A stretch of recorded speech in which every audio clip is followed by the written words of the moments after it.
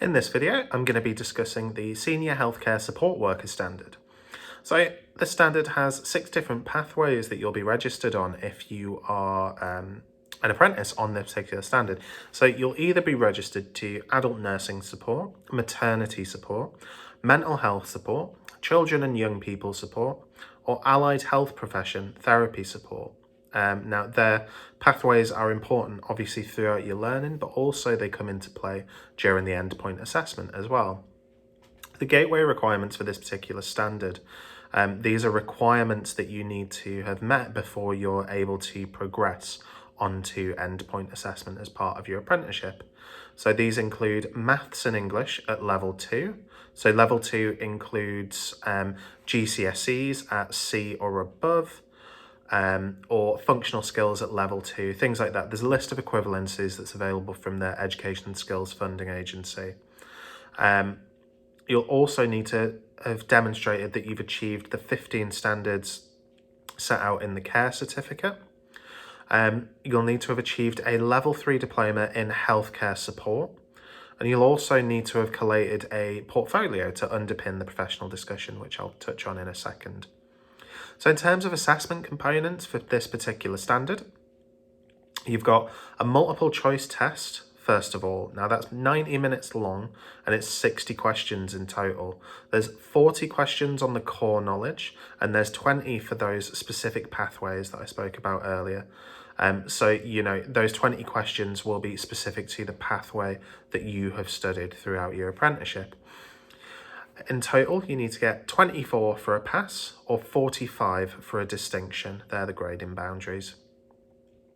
The next assessment would ordinarily be a workplace observation, but understandably those aren't taking place by NCFE at the moment. So what that looks like instead is a series of reflective accounts and a question and answer session.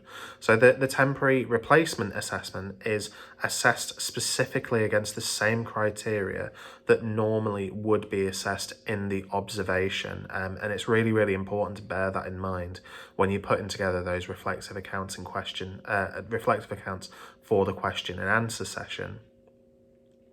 And finally, you're then going to have a professional discussion that is underpinned by a portfolio.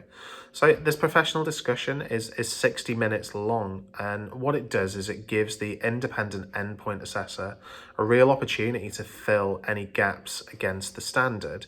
Now, again, as I've spoken about before, each of those specific assessment components looks at different parts of the standard.